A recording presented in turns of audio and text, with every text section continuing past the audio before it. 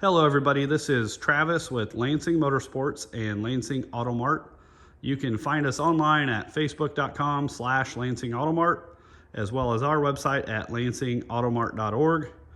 We did a video like this not too long ago on the Massimo T-Boss 550. Our customers have responded really well to that video, so we've decided we're going to do more of them, showcasing all the different makes and models that we sell, as well as doing some how-to videos on maintenance, some accessory videos showing what we can add to the machines. But today I want to showcase the Odes Junglecross X5, which is the 5-seater UTV made by Odes. We've got 3 different variations.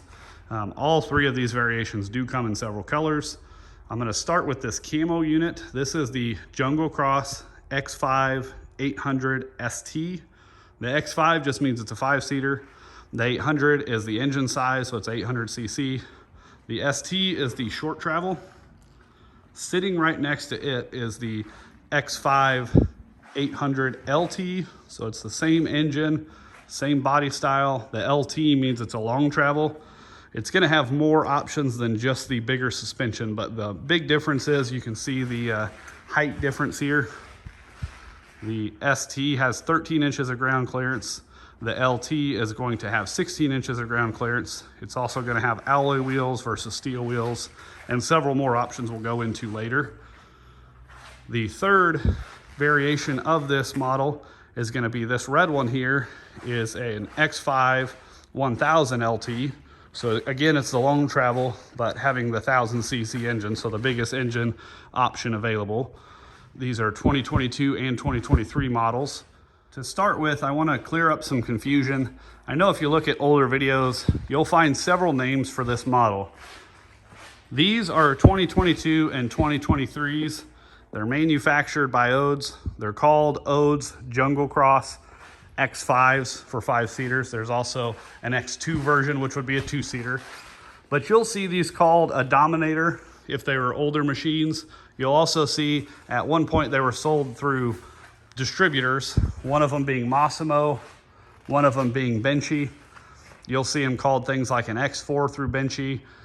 You'll also see Massimo was calling them an MSU 805. Those are all the same thing. They've just been renamed. They're only sold through the manufacturer direct to dealers now. So that's why you'll find them as the Odes Junglecross, because they've been renamed. But you'll no longer find new models like these 2022 and 2023s sold as Bennches or Massimos. Those would just be the older models. I'm going to start by showing you the options that come standard on the 800ST model. Now the ST again is the short travel, so it's got the smaller suspension and steel wheels, but it does come really well equipped. It comes with options that you're going to have to pay thousands for with other manufacturers. So that's going to include the roof, the LED light bar, the windshield. You've got headlights, bright lights, turn signals, brake lights. All of these things come standard. The ST model comes really well equipped, and then when you get into the LTs, you're going to get even more options. But this ST model does also come with a front winch. It's got the hard side doors. It's got some storage on the side of the bed. Nice little tailgate on it. All the models, including this one, have a 2-inch receiver and an electric dump bed. You'll see the switch right there for the dump bed. 5 racing style bucket seats. In the ST model, it is a very nice seat. They are adjustable. They'll slide back and forth, front and rear.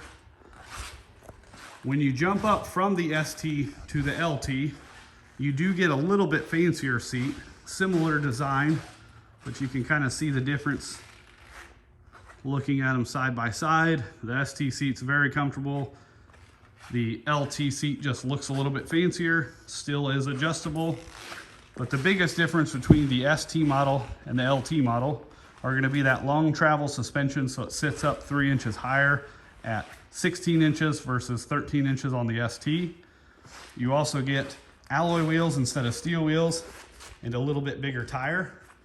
You still get all the same options, like I said, roof, windshield, light bar, turn signals, winch, all that standard.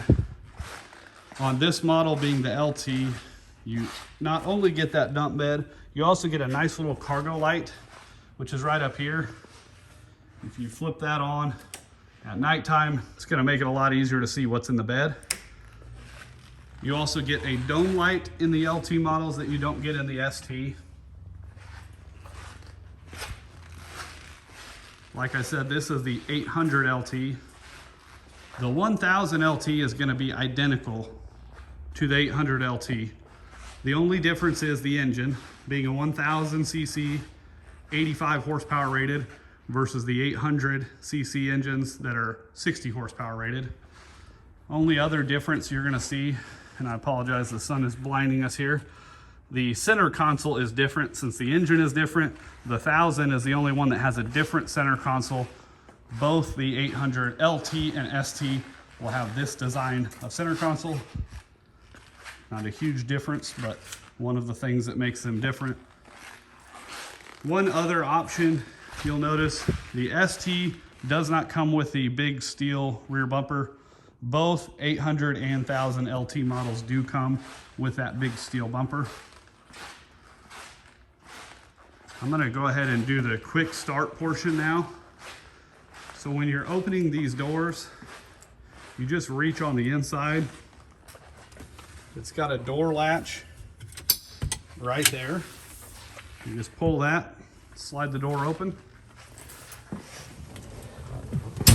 Starting procedure for this model, you want to turn your key to the on position and wait for the gauges to cycle to 0.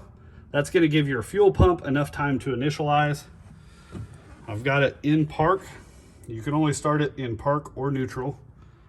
I've got it in park with my foot on the brake. I'm going to go ahead and crank up the engine.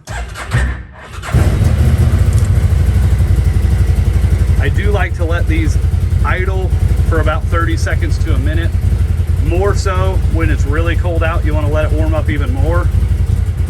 It's going to cycle between fuel gauge and temperature there. You also have some other information. This is going to show you're in two-wheel drive. This is going to show miles. It's also going to show RPMs down here. If you don't let them warm up, the RPMs are going to be higher. When the RPMs are higher, it is going to be harder to move this gear shift. If you let it warm up and idle down, this gear shift is going to work much more smooth. So it was very easy for me to put it up into high gear. If you were driving it, if you were starting it up rather while it's cold, it's going to be a high idle and it's going to be hard to move that gear shift. Just give it a little bit of time to warm up and it's much easier. I recommend driving this in high gear. You've got a low gear up here. You're only going to want to use that if you're pulling something heavy, going up a really steep incline, things of that nature. High gear, it's going to drive the best in. I also recommend driving them in two-wheel drive. So right now we are in two-wheel here. One other difference I failed to mention on the difference between the ST and the LT. The LT models have an independent locking rear differential. This means if it's unlocked the way it is now, you're in turf mode, one wheel can spin, so when you're turning, it's not going to tear up grass. The STs do not have that. It's an always locked differential, meaning if you turn sharp on grass, you will tear up grass in the ST model. Both the ST and the LT will have this four-wheel drive switch. The locking differential and four-wheel drive switches you only want to use when you're stopped, like it tells you right there. If you're rolling and you engage either of those, you can damage gears and the transmission. So you want to be totally stopped. You push your four-wheel drive button, it's going to show you're in four-wheel drive. And then if you're really stuck or going up rock climbing, that sort of thing, slide this switch over and you can lock the front differential. That's going to make it extremely difficult to steer. So you're going to want to just drive straight up, get out, stop, put it back in two-wheel drive. And you have to unlock the differential before you can slide that mechanism over. Now it's going to show I'm back in two-wheel drive. You've got several switches in here. So this here is going to work the light bar on top. That's obviously a hazard switch. Again, this is your locking differential. If you lock that, you have to push this little button here to unlock it. This is your horn. This is going to be low beam headlight, high beam headlight. In the middle is off. Got turn signals as well. There's the ignition switch, 4-wheel drive, and then again the gear shift. The engine for these models is actually right between the two front seats. So it's right underneath this plastic cover. They do give you an access panel right down here to check your oil. That's also where you would fill oil. It's got a cutout underneath for the oil drain plug.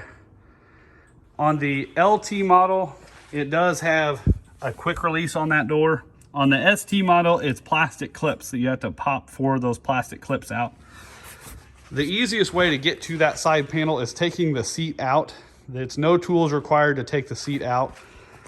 On all but the back middle seat, they have this adjustment here, which will slide it backwards and forwards. These 2 bottom clips here, if you pull up on them, it'll pop the front of the seat up. Then you slide it forward.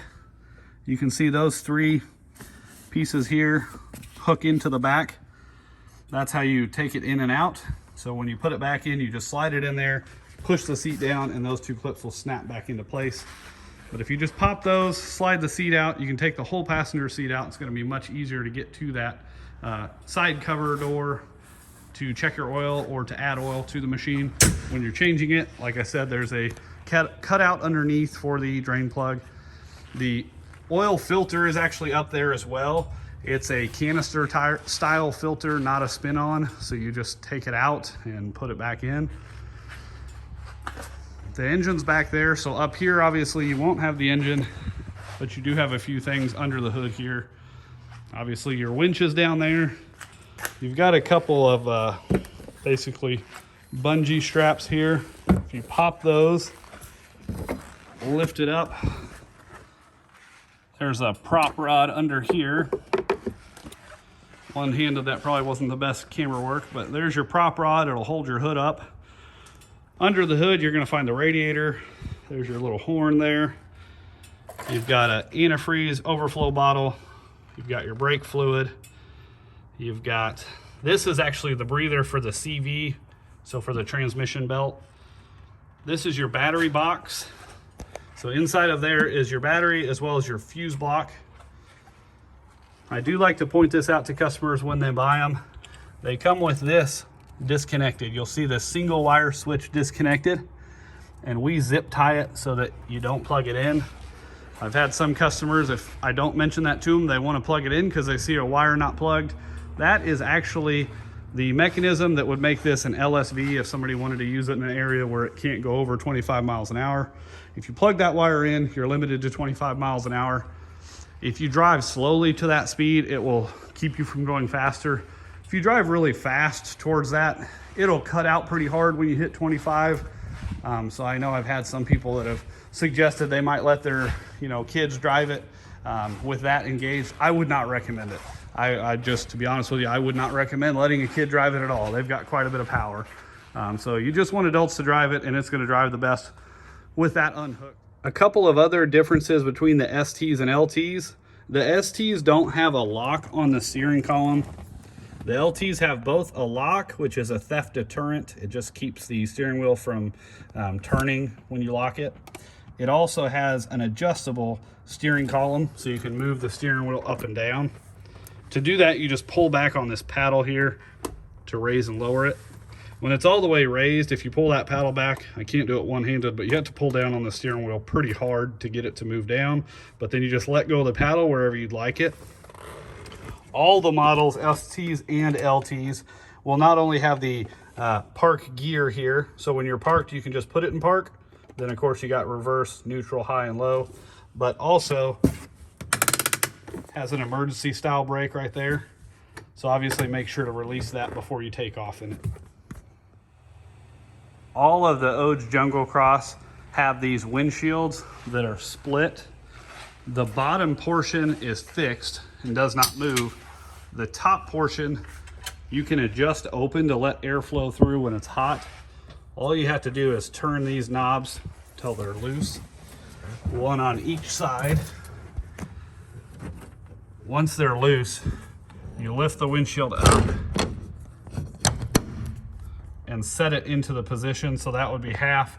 You can also put it down into this position and raise it even more.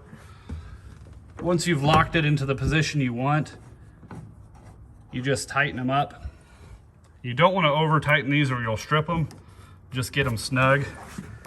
But that'll give you some airflow. Like I said, you could open it one more and you would get even more, especially when it's really hot outside. Or if it's cold, you can go ahead and close it. We do sell soft enclosures that fit these machines to totally enclose the unit for when it's really cold out. I also wanted to show this optional Eco X Gear soundbar. It comes with this remote, which is really nice. It allows you to change the color of the lights that are in the speaker.